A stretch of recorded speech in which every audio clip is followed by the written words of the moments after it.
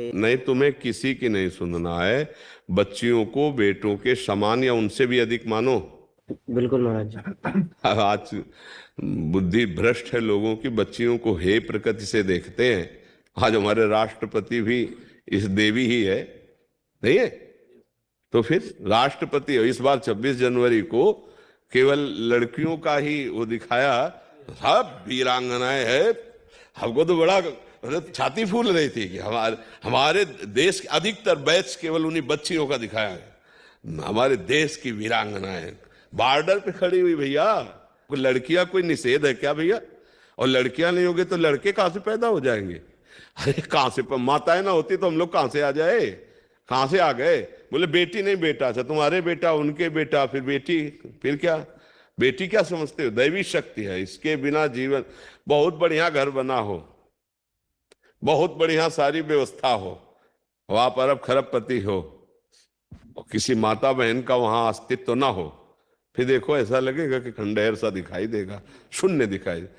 और एक मिट्टी की दीवार हो, छपरा पड़ा हो, एक माई हो लीप पोत के, देखो कितना सुंदर घर। ये गृह लक्ष्मी कही जाती है। तो बेटी को ऐसा ना सोचे, बेटी बेटा है। और आपको सच्ची बताए, आजकल जब बेटा की धक्का लगते ना माता पिता के, तो बेटी ही पालन पोषण करती है।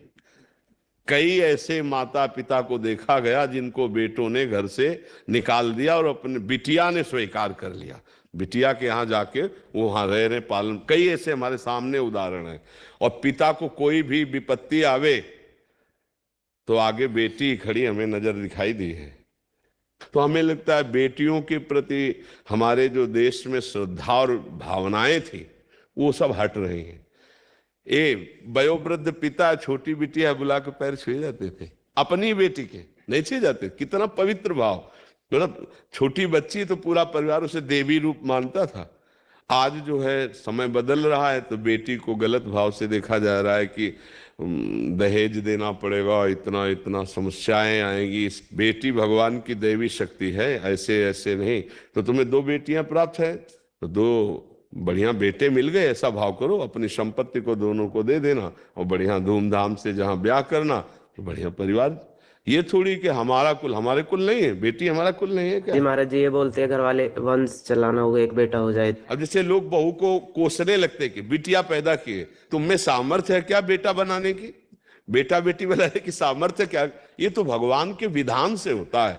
कर्मों के अनुसार होता अरे भैया बिल्कुल। और तो कह रहे राष्ट्रपति है हमारे यहाँ, बेटी भारत की राष्ट्रपति है। अच्छे अच्छे बड़े बड़े ग्रेजुएट पदों में बच्चियां हैं। हाँ, कोई कलेक्टर है, कोई पुलिस ऑफिसर है, कोई आर्मी में है। तो अच्छा पढ़ाओ लिखाओ, उनको समर्थ बनाओ। और ये दिमाग से हटाओ सब लोग कि बेटी और बेटा में अंतर है। अरे बेटी बेटा ही है, हमारी संतान है। देखो, जो बेटी के पुत्र के पिंडदान से परम गति प्राप्त होती है, वही बेटे के पिंडदान से होती है, मतलब लाभ मिलता है। तो अगर बेटी का बेटा है और वो पिंडदान कर रहा है तो नाना को वही पिंडदान प्राप्त होगा। और वो जो मंगल होता है वो मंगल हो। कोई ऐसा थोड़ी कि बेटा ना हो तो हमारा पिंडदान देने वाला कौन? और फिर कर्म भी है। अगर बेटा, कितने ऐसे हैं जिनके बेटा बेटा और बेटी के लिए तरसते हैं। भाई बात समझो, बहू को डांटने की या कि ये बेटी बेटी ही पैदा करती, तो कोई ऐसा नहीं है। भाई गर्भ में जो भगवान ने रचना कर दी उस बच्चे को आने दीजिए और उसको बराबर प्यार दीजिए। कभी ऐसा भेद मत प्रस्तुत कीजिए।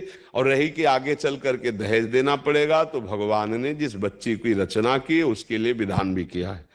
उसके समान योग्य वर मिल जाएगा। अभी तक ये सब होता रहा है। अब हाँ, तुम अपने स्तर से अलग सोचो तो कमाओ उस तरह का, नहीं तो इस स्तर का वर मिल जाएगा, पक्का मिल जाएगा। हमें लगता है कि बेटी का सम्मान करना चाहिए, बेटियों को खूब शिक्षा देनी चाहिए, उनको इतना मजबूत बनाना चाहिए कि हमारी समाज में जो भ्रम पैदा हो गया है कि पुरुष कुछ विशेष है, ऐसा नहीं है। हर मतलब क्षेत्र में हमारे जो बहनें हैं वो देखो ना, बहुत ये भावनाएं हटाइए। ऐसे ऐसे बेटे हैं कि सब संपत्ति लेकर के और माता पिता को बाहर कर दिए, कितने आपके उदाहरण में हैं। तो हमें लगता है भगवान के विधान में हमें संतुष्ट रहना चाहिए। जो बेटा जो बेटी दे भगवान का प्रसाद, उनको बेटा ही मान के दुलार करो। तुम्हारे गर्भ से प्रकट हुए तो उनको ऐसे थोड़ी देखा जाता है कि बेटी है तो है। ये बहुत गलत बात। ये समाज में पीछे तो अब तो कानून बहुत दृढ़ हो गया कि आप ऐसा अगर अल्ट्रासाउंड करते पाए गए गर्भ का परीक्षण, लिंग परीक्षण, तो आप दंडनीय अपराध करते हैं। ऐसा नहीं तो पीछे का चेक करवाया फिर, तो ये बहुत बड़ी हानि है। मतलब उस कन्या की हत्या जो गर्भ में अभी है, पूरा परिवार नष्ट हो जाएगा समय आने पर, वो कर्म जब अपना रूप रखेगा। तो इसलिए बहुत प्रसन्न रहिए और धैर्य पूर्वक चलिए। और अभी अवस्था तुम्हारी को है, अगर आना होगा बच्चे को तो आ जाएगा, और नहीं आना होगा तो दो हैं, इन्हीं का पालन पोषण करो, चिंता काहे को करते हो।